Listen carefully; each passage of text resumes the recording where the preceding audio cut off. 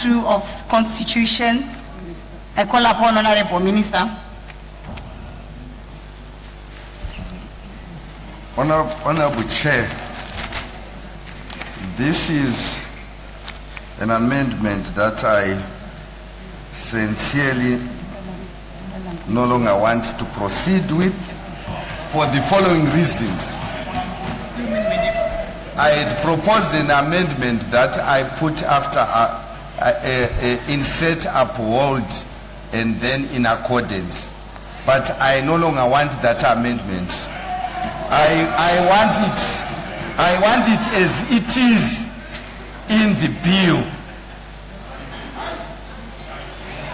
So I'm not proposing any amendment to this. I want it as it is in the bill. Let me explain why I'm doing so. Let me explain so that honorable members, when they debate, they will fully appreciate what the Constitution says. The Constitution, Madam Speaker, Madam Chair, in chapter 11, which speaks about the security services, says in section 207, the security services of Zimbabwe consist of the defense forces, the police service, the intelligence service, the prisons and correctional service, and any other security service established by Act of Parliament. Then it goes on to say the security services are subject to the authority of this Constitution. I repeat, Madam Chair, subject to the authority of this Constitution, the President and the Cabinet, and are subject to parliamentary oversight. Membership of this, and then it says on 208, conduct of members of security services. Members of the security services must act in accordance with this Constitution and the law. Honorable Chair, this is all that I am doing with the amendment that we are laying before you, to make sure that the text of every security sector speaks to what the Constitution says. And there was a drafting error where it said uphold, when all the security services are supposed to act in accordance with the Constitution as fully indicated in section 208. And that's the reason why we are changing section 212 to read exactly like what it says in 208. I submit, Honorable Chair, and I am not proposing any amendments. I want it to be upheld as it is in the bill. Is there any debate? Debate? Before you debate. Thank you, Honorable Madam Speaker. I rise to buttress what the Honorable Minister has submitted. Honorable Speaker, ma'am, in drafting statutes and in revising statutes, we remove textual ambiguity.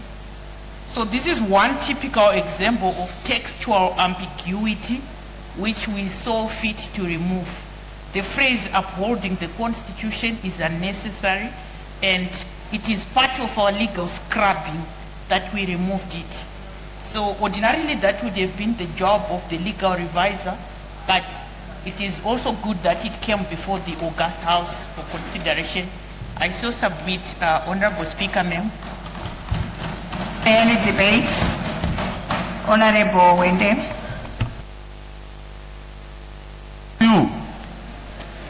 To the Honorable Minister is kuti kana pasina chanetsa apa taitangosiya zvakadaro zvinhu zviri sezviri muConstitution. Gore riya takazoverenga news tiri pamwe chete tiri mapolitician, zvinhu zvashata, zvinhu zvemasoja taitangosiya zvakadaro kana pasina chanetsa. But kana pane chanetsa ameno motitaurirawo, but kana pasina chanetsa taitangosiya zvakadaro. Order, Honorable Wende. and the Honorable is not even speaking to the text. We explained what is happening, that we are, in fact, it is our duty to ensure that we clean up the statutes, we look at areas where there are ambiguities. The Honorable Member should then tell us how do we then reconcile Section 208, which speaks about all the security sector, and Section 212. Moreover, Honorable Chair, let me explain this. This Constitution does not allow, when there is no war, for the military to act without the authority of the police. They are required by this Constitution. If the police need them, they go and they then fall under the command of the police force. So there are several inconsistencies. When they are deployed to assist, then they fall under the civilian authority. So when they are required to go and do other duties, if they are assisting the police, then they have to be under the command of the police. So the Honorable Member must then debate why he thinks things must be left, because he thinks otherwise. We are not bound by his thinking, but by what must be done. Further debate. When the Honorable Minister has responded to you, to what you had asked, the Honorable Minister, together with the Attorney General, were very clear. The law is not supposed to be ambiguous. It's supposed to be understood by anyone. But he has invited me to suggest. He has invited me. You may proceed. Okay. In any Honorable Minister, we will stand guided by what you have said.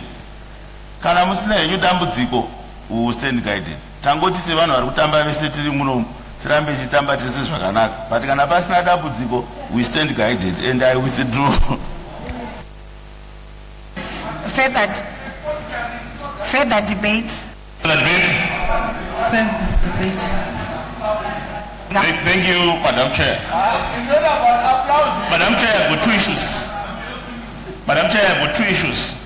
The first one, I want the Honourable Minister to explain the difference between upholding and acting in accordance. I think that is very important for him to explain the distinction. Secondly, I heard the Honourable Minister say that the army can only intervene when it is called by the police to do so. Was that the case in November 2017? I thank you. Thank you, Honorable Chairperson.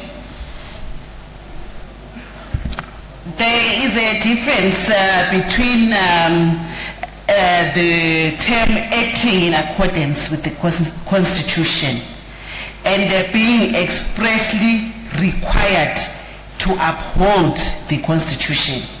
The current term which exists right now imposes a positive constitutional duty according to my interpretation, and the one which is imposed appears to place an emphasis on compliance.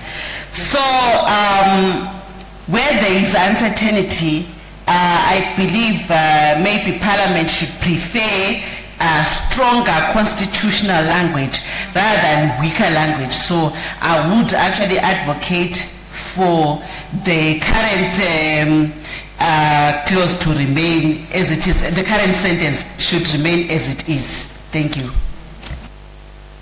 Further debate, Honorable Mshorio. Thank you, Madam Chair. Madam Chair, I've got three issues that I wanted to raise. The first thing, the current reading of 212, to me, sound better, because remember, we brought this text, notwithstanding the ambiguity which the Minister and Attorney General refers to, deliberately in 2013, we inserted 212 as it is. We wanted our defense force to uphold the Constitution. And what does uphold means? It means to defend, protect, preserve. And Madam Chair, the Honorable Minister, only a few days ago, made a submission on the order paper, which I'm actually asking the Honorable Minister to reconsider and make sure that we bring it back. His proposal was to then say to uphold and act in accordance with the Constitution. And we are going to be agreeable, Honorable Minister, with such an amendment. But I think the backtracking that we are doing now does not serve us. Honorable Chair.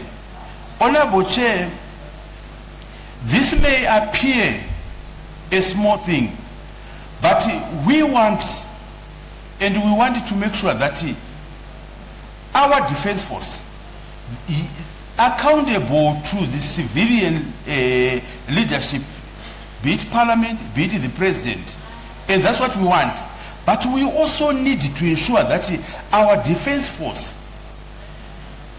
actively and also understand that they are supposed to uphold the Constitution, rather than to have a situation where we will create other avenues where the defense force will then say, look, we are no longer asked to uphold, we are now just asked to act in accordance.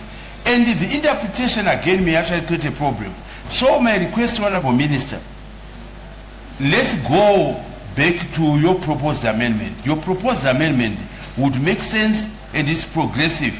And in any event, Honorable Chair, what mischief are we trying to cure? Because I think that is the fundamental. There should actually be a problem that is currently existing that we want to cure. It cannot be a question of ambiguity. We did this Constitution in 2013 and we've been living with it ever since. I thank you. Further debate, I recognize Honorable Mtodi. Thank you, Madam Chair. I think my colleagues would want to appreciate one very important thing, that when you are changing from a directly elected president, a president who is directly elected by the people, it means that you are giving more powers to parliament than if you are taking those powers from the executive. You want to know how.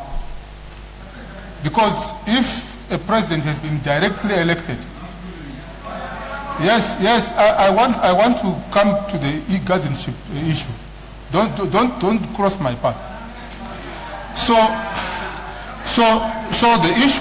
the issue that I am trying to articulate is that as you change from a presidential system to a parliamentary executive system, it means Parliament now has got powers to remove the president. The president is now accountable to Parliament on a daily basis. So if that happens, if the Constitution still says to the military, uphold the Constitution, there shall come a time when Parliament and the President will be disagreeing. If Parliament and the Executive disagree, who does the military uphold? Because the President is the Commander-in-Chief of the Defense Forces. They cannot, in that regard, fight against the President, who is their Commander-in-Chief. Yet Parliament is trying to remove the President for incompetency or for any other reason. So when you are changing to a parliamentary executive system, you have to change that phraseology from upholding the Constitution to act in accordance with the Constitution, because to avoid conflict of interest. So this clause specifically is supposed to remove the guardianship role, the guardianship loophole. And it's not only Zimbabwe which is doing this. If you go to Canada, they've shifted from upholding to acting in accordance with the Constitution. You go to the UK, it's the same thing. So once we agree that we are changing from a directly elected president to a president elected by parliament, it means we are giving parliament supremacy over the executive. And that phraseology has to change automatically. Thank you very much. The debate, Honorable Amosa. Madam Chair, I want to raise about three things. Honorable Minister, when he was responding to us to the debate, he actually said that context is everything.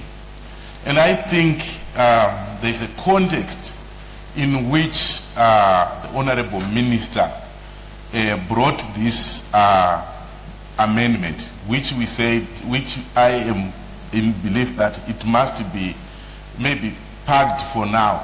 Because that context, I am sure it needs more of some kind of negotiation than the way we are currently doing. Because the minister referred to other liberation movements like in Angola, and now that they are in transition. So when you are doing that, like even what Honorable Mtodi said, that there is a transition, it has to be smooth. If it creates some problems, I understand, Honorable Minister, in many work that we have done in Parliament, we have decided to pack some amendments, even including the amendment of the elections that you referred to. There is no harm. There is no harm, Honorable Minister. You have nothing to worry. You have highlighted the section you have read, that there is a civilian leadership to the military. You also said the military is accountable, or the defense forces, they are accountable to cabinet. They are also accountable to parliament, because we have a committee on defense and home affairs. Then there is also the power that we use as parliament. That is the power of the purse against the power of the sword. So because we have that power of the purse where we control the budget.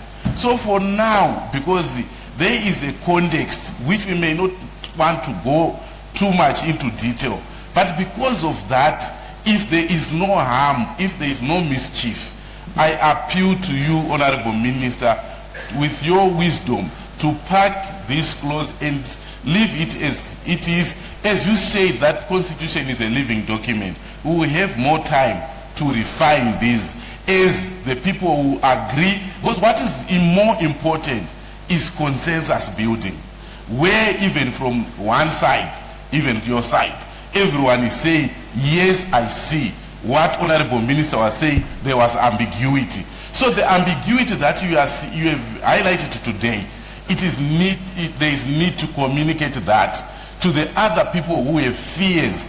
And we can't ignore those fears that the people will have. So this is my submission.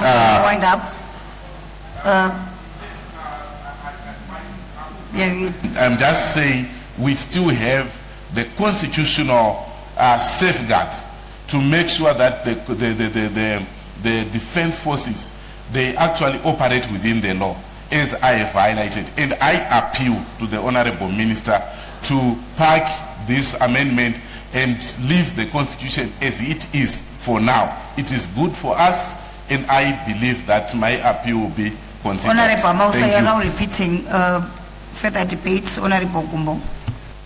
Thank you, Honorable Chair. My debate would be that, Honorable Chair, the words uphold the Constitution have been given constitutional meaning in our jurisprudence. They are no longer just words where the interpretation is unclear. Following the 2017 Restore Legacy, the High Court was required to pronounce itself on whether or not the military's intervention was in fulfillment or not of a constitutional obligation. And the court of the land clearly determined that Operation Restore Legacy was executed in accordance with the Constitution, and an interpretation was then given of what it means to uphold the Constitution.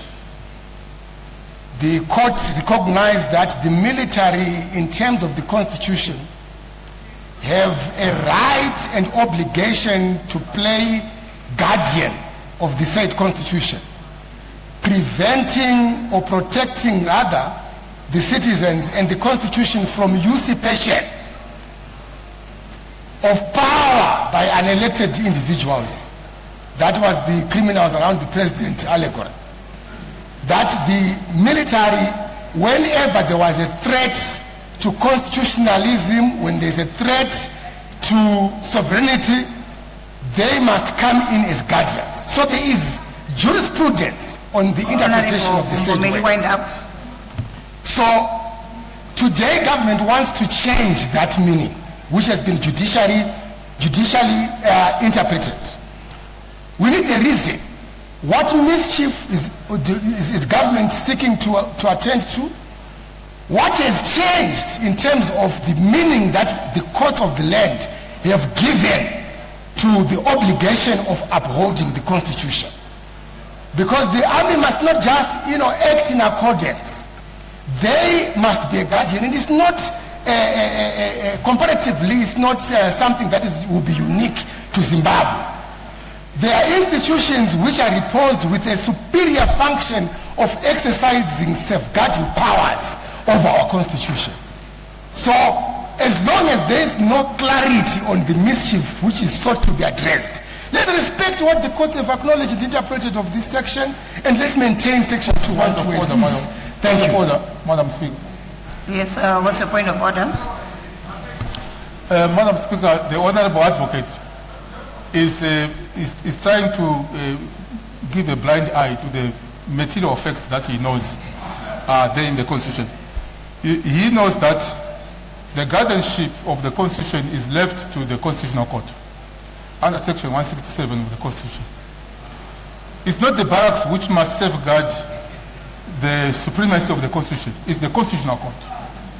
So what we said is that as we are transitioning from a presidential system to a parliamentary executive system, we need to separate and to remove any form of interference from the barracks on the civilian authority. So this clause makes sure that the military keeps in its lane of maintaining territorial integrity and sovereignty from external threat. But Betting. If Is you that want- a point of order? Yes.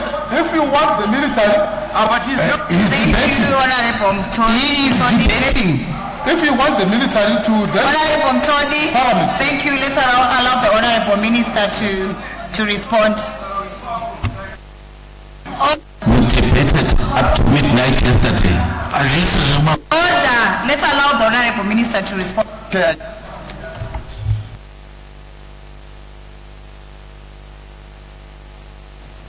I'm following the debate. I tend to agree with Honorable Mshoriwa, but I just want Honorable Gumbo to give me comparisons of constitutions that have this kind of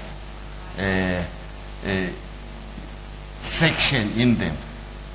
I think it's very good when we compare, when we do comparative analysis, so you can give me, and then we can use that, because he said it's not unique what we have there. But I believe that there is no way you can uphold something that you are not acting in accordance with. That's why I said what Honorable Mshoriwa said makes sense, that I can as well return it as it is in the amendment that I proposed.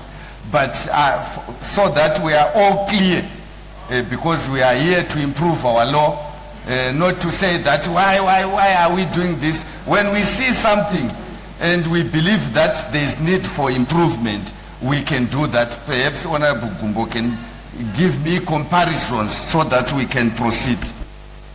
Further debate. Order. Honorable Gumbo. Honorable Chair, you know, when the minister stood up, I was happy because I thought he would comment on the first part of the jurisprudence that has been set in as far as interpreting the meaning of that of section 212. Yes, we can go comparative, but our courts, the highest court of our land, have pronounced themselves on this very issue and the meaning of 212, upholding the Constitution and the significance thereof of that clause. Why are we running away from it? Maybe he can guide me. I don't remember this issue going to the Constitutional Court. Just responding, he said the highest court. So I am not aware. But I wondered, I think it's not debate which is not enriching. That is the problem. I acknowledged the debate by Honorable Mshorio. It's not about scoring points, but he said other comparative jurisdictions. And I said, can you show me? And he says the High Court.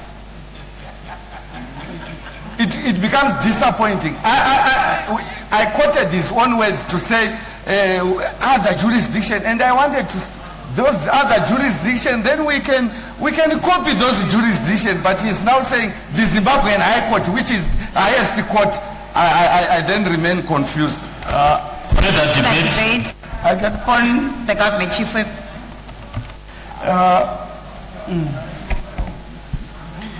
No, thank you, Madam Chair. Madam Chair, I am of the opinion that we can still find a common ground and send the same message. There is somebody, honorable member, who is distracting the chair, the minister.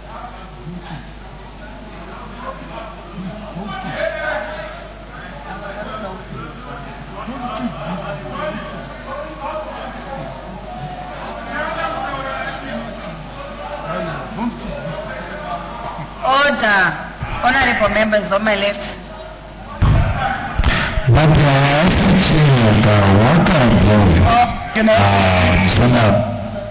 You may proceed. Madam Chair, if I look at section 207 and with the upholding that we would want to change, I propose maybe to the minister that we can carry both and include the upholding and also in accordance to the Constitution. Why I am saying that, after reading 207 subsection 2, the security services are subject to the authority of the Constitution, the President and Cabinet, and are subject to parliamentary oversight. So I think we will have included both, and we have not affected the whole thing, because upholding, in my view, if my interpretation is correct, is the person who upholds what he is subject to. So I think if the minister would accept, I think we can use in the same statement both of those. I totally Debate. Further debate. I agree with you. Yes, Honorable Wendy. Please. I want to thank the Honorable Government Chief Whip for that intervention. Only the minister, I think he was not listening, and the AG, from the submission that was made by Honorable Gumbo. Because in Dimima lawyer, isu tagutsikanawo isusu mabush lawyer imimi matadza kubata unyanzvi hwataurwa navahonorable Gumbo panoita problem because honorable Gumbo is very clear. We all know that this case has been before the courts after 2017. Order, Honorable Wende. Order, eh? You are now repeating what is... No. I'm reaching... Honorable Khatwayo. Manguli mashedze Order, Honorable Khatwayo. Honorable Wende, please don't repeat what has been said. All right. Anyway, my point is this. Clearly, this is a matter that there's no harm in us as Parliament leaving it as it is, whilst the Minister Wakita further consultation, because this matter was before the courts. An interpretation on upholding was already given, and we want to take away that right from the Constitution. So my but on the court case from Honorable Gumbo on your behalf. No, I just want to be educated so that I can respond. Honorable Gumbo can also educate me because he was interjected when he was still talking. Yeah. I had 2 points that I wanted from Honorable Gumbo. Comparative jurisdictions that have this. I'm reaching there. Secondly, the court case that it... But you had not recognized him. The minister is speaking. May we take your seat? Yeah, but I have not finished. I had not finished. Let me finish my point. I had not finished. You will talk after the minister. Why? Honorable Wende, may you take your seat? You will speak after the minister. It's the minister's amendment. Let him speak. Your procedure is wrong.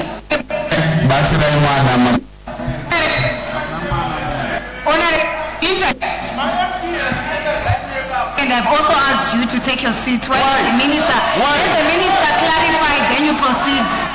I have not stopped you from debating, but I just want the minister to clarify. But you will come after I've finished. I have not finished speaking. Honorable Wende, are you not arguing with me? Yes, I'm arguing. I will not allow you to argue with the chair.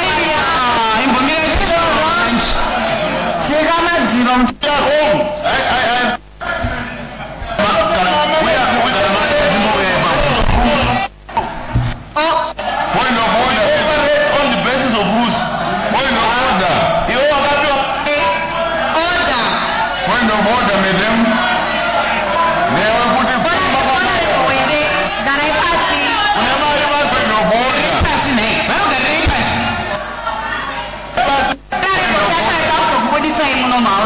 You have been talking. I'm not sure what about Point of order. Point of order. I have the floor. Point of order.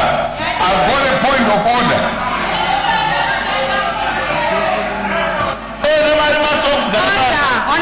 Point of order.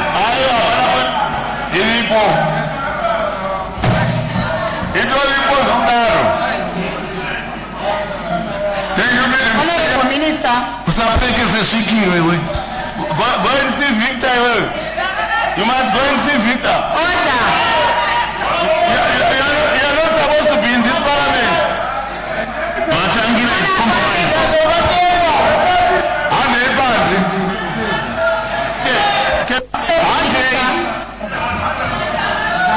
My point of order made him speak.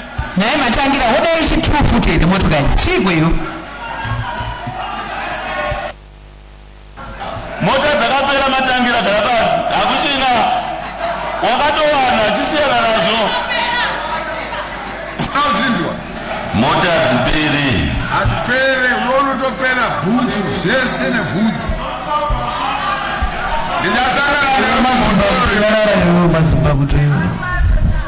Girendo Let me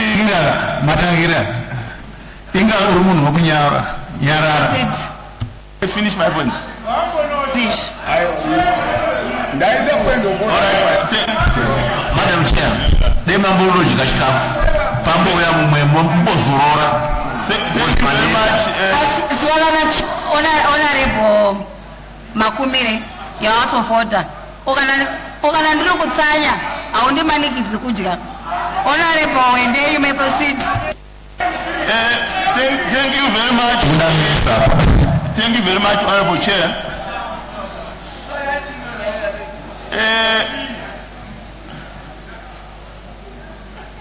After submission, Honorable Gumbo, and submission, Government Chief Whip, my appeal to the Minister is that let's drop this clause. Then we stick to what is in the Constitution for now. Whilst we give him time to go and look into the submissions by Honorable Gumbo, what the courts have said, and what the members are talking about here. Because Kanakasna problem, our appeal, we are appealing to you from a friendly perspective. Kutinoshanda tese pana. Kanakasna dambudziko. Gati mbozvisiyai zvakadaro for now. Toenda mberi tichita zvimwe zvinhu. So that those who are supposed to uphold the Constitution continue to uphold. Tozozviona pamberi. Appeal, but Kalamatic no to Karazvedubas, Toso Morisana Bambera.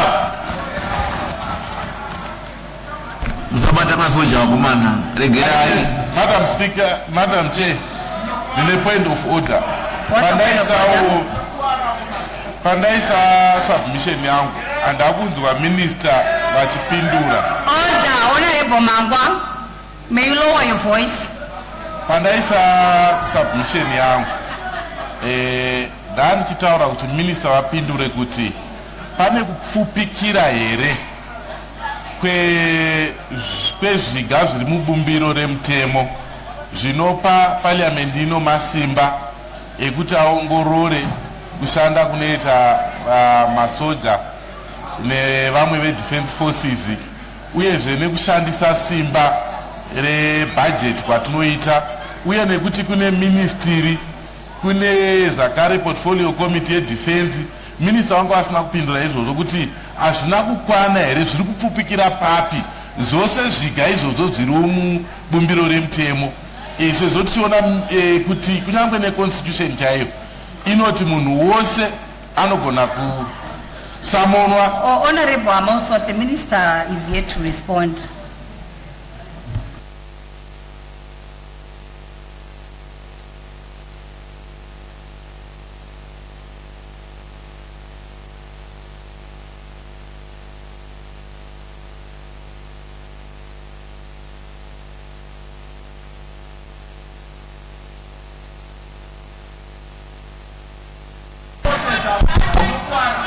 Madam Speaker, Masoja Nema, let them go see another Masoja. Madam Speaker, ndiri kufarira mapindurirwo ari kuitwa naHonorable Minister panyaya yemasoja. Vari kupindura zvisina kana zvakanaka zvokuti dai vangu vachidaro pamaclouds ese ayakaya dai zvapamba zvakanaka. Vane unyoro havana ukasha panyaya yemasoja apa vapindura zvakanaka. Honorable Gumbo, Honorable Chigumbu, we are out of order. Imbopai Honorable Shaipa Tinzu Tuli.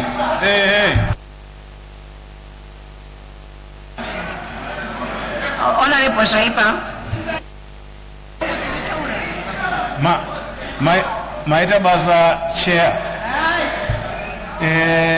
Ndiri kungoti kuna minister.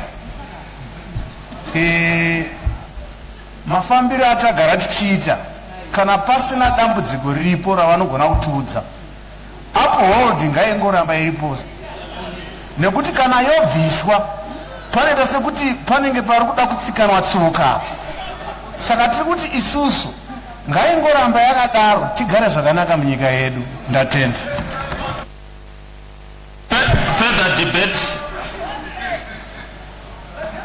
Further debate. Yes, Honorable Molokeli. Thank you, Madam Chair. I know that my honorable colleague, Honorable Gumbe, had requested the Honorable Minister to shed more light on the alleged mischief that has occasioned this proposed change, and up to now he has not yet done that. But I would suggest that from the precedent set in 2017 and the subsequent change of leadership in this country, that is the mischief that is being addressed.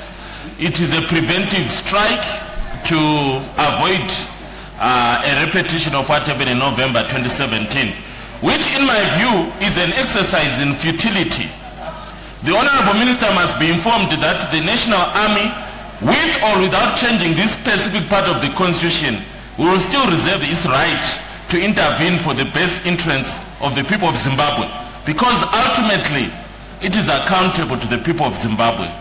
So to the extent that it is an exercise in futility, the Honorable Minister may be advised to maintain the original test and at the very least take the compromise offer from our Honorable Chief Whip, who in his wisdom has already proposed an alternative that joins the two options, and we move to the next clause. If we adopt what the Honorable Chief Whip has said, I think it's fair enough. Let's move to the next clause. Thank you. Further debate? Further debate? Honorable at the back. Oh, thank you. My name is Honorable Sachs. Right. Honorable Chair, what's the worst that can happen to our country if we just leave that term uphold? What's the worst that can happen to us? I thank you.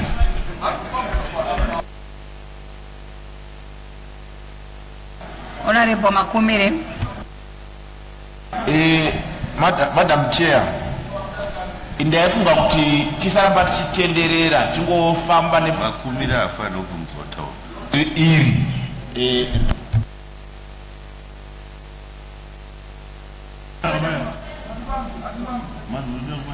close iri mbato chigaro ndai onaso kuti dei tango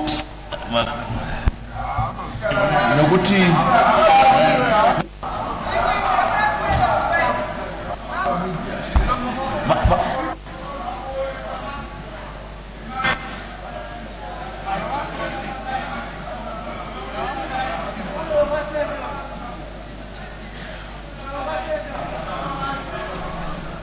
Order.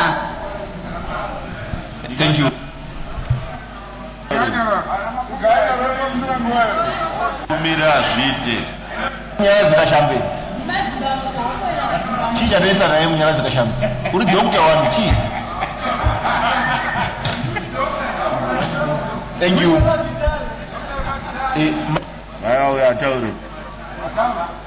Point yangu ndeyekuti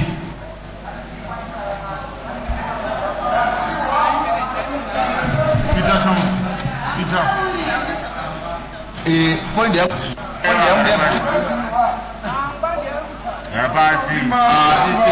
Mudhara matangira siyai karopata uri naye mudhara. Order. Honorable members, on my right, may you allow Honorable Makumire to debate.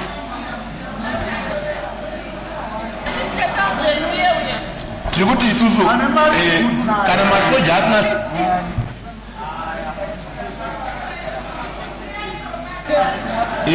Madam Chair, ndoma isenze kupiwa mari osdauna lauko debate. Honorable Makumire, muri kuratidza kuti hamuna zvokutaura.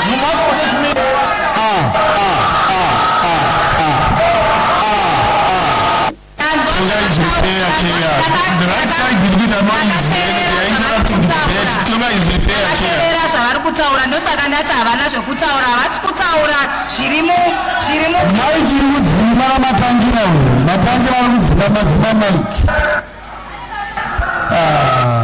chiiko mutoriro here imbanje here chii. Madam Chair, mnofana kuti protector, remember ine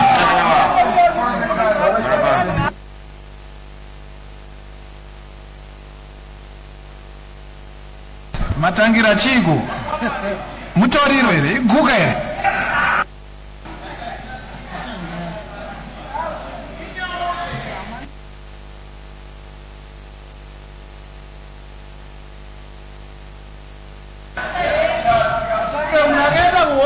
Irasta here. Inoenda kuhondo wani Matangira. Order. You may Vetra rudziko yo Matangira here. Chiko Matangira. Irasta here.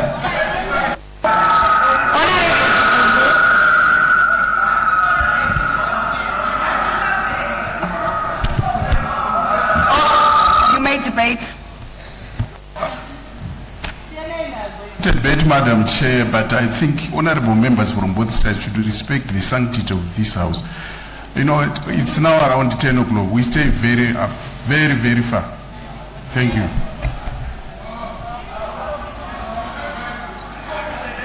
Remigio. Inya opere.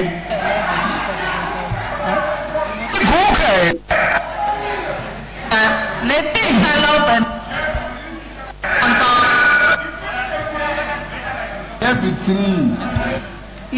He's here to respond to what you had debated. The Honorable Makumira Allow him to respond and come back with feedback. Honorable Makumira wanakuzotaura regeva chao. Honorable Makumira sumka yutaona.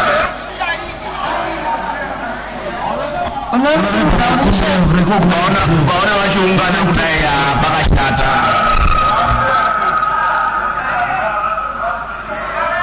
Wose mzabulu muchere. Yacho. Daira. Ete seko na etete.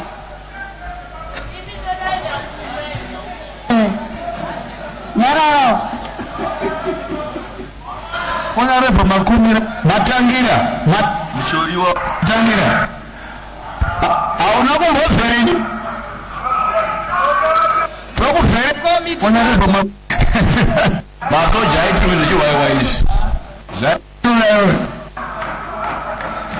Mshake mafudzimiswa gerayo wako mani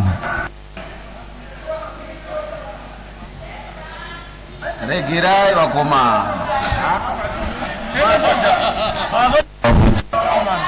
Ina kasimire masoja daramba. Regirayo wakoma. Ina hangu masoja akati. Nereka ibukura yezekia wako mani Regirayo. Jimajesa tina Ina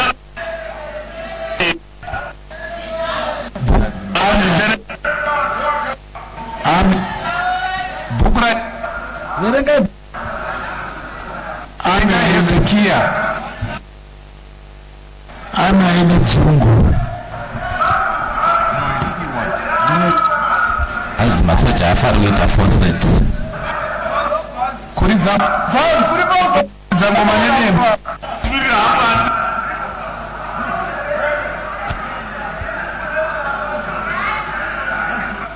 umwana uverenye nyurwa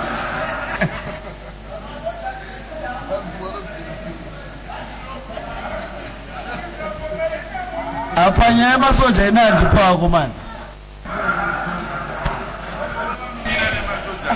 Let's divide the house. Let's divide the house with this issue.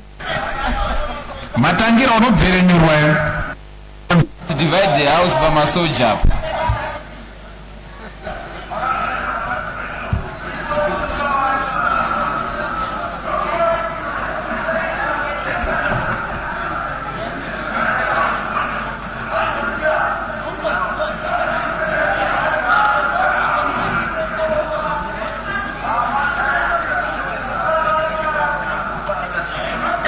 Kutanga lini masoja achitsapotwa nemi opposition naropa. uri doctor wepi uri? Ropa iri masoja naropa. Kuza kwa muri ukoko kuti Makamakura zvakanaka munorimara wakoma. Masoja anombozvidere zveubvanzi. Masoja adi ubvanzi. Isi kwatabva mushe but tarisaoni maunganiro aite vakomana masoja.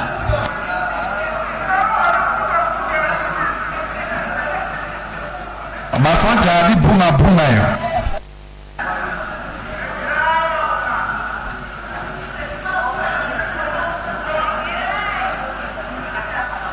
Kashambi kupaka kokule kusema kona hapo ndo timu kwenda kufifa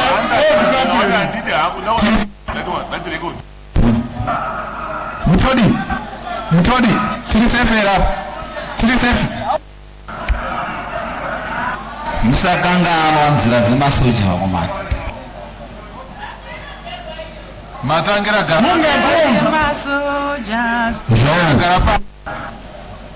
iwe matangira masoja ayo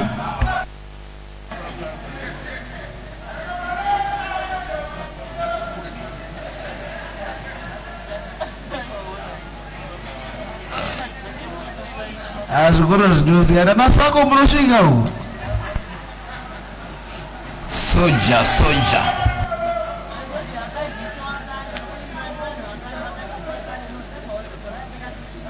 Gumbo wako pia. mdara mapiki tera iwo kumusoro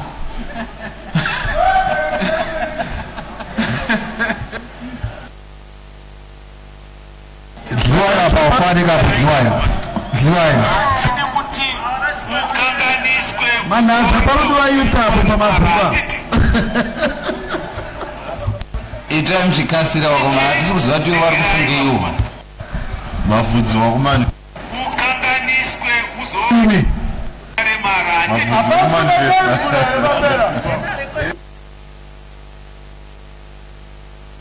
Chair,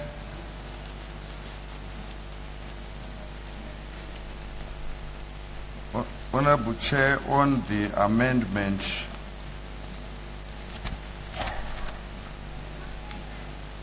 to, is now a new clause what? It's clause 16, now 20. Now 20? Clause 16, now 20. Yes. I am proposing, Honorable Chair, that we delete and substitute this clause 20 with the following. That the bill is amended on page 5 of the bill between lines 4 and 7 by the deletion of clause 20 and the substitution of the following so that it reads 20, repeal and substitution of section 212 of Constitution, and so that it will read section 212, functions of the defense forces is repealed and substituted with the following. Functions of the defense forces. And then we start by saying subject to sections 207 and 208, the function of the defense forces is to protect Zimbabwe, its people, its national security, interests, its territorial integrity, and to uphold the Constitution. Honorable Chair,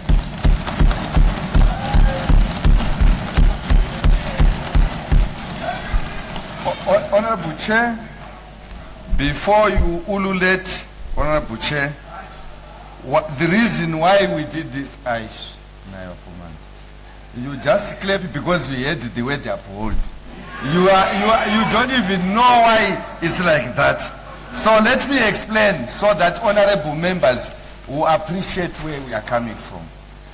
You know, the chapter 11 is about security forces, and section 207 lists them and what they are supposed to do. And in section 207, subsection 2, it says that the security forces are subject to the authority of this Constitution, the President and Cabinet, and are subject to parliamentary oversight. But it had a stand-alone section that was not speaking to the other two. So what I'm proposing is that in doing the upholding function, which we all do, we take oath here in Parliament to uphold the Constitution, that must be done subject to this section, which is a general section of security sector, and section 208 on conduct of security sector. I so move, Madam. I put the amendment proposed by the Honorable Minister. Is there any debate? I put the question that the amendments proposed by the Honorable Minister be now made. Those of that opinion who say aye. Those of the contrary opinion who say no.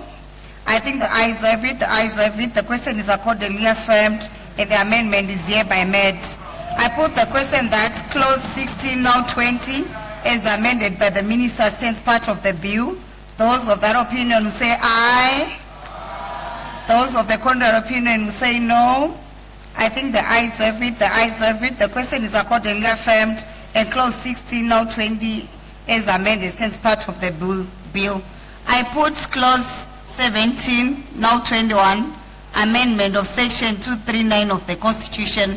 I recognize Honorable Winde.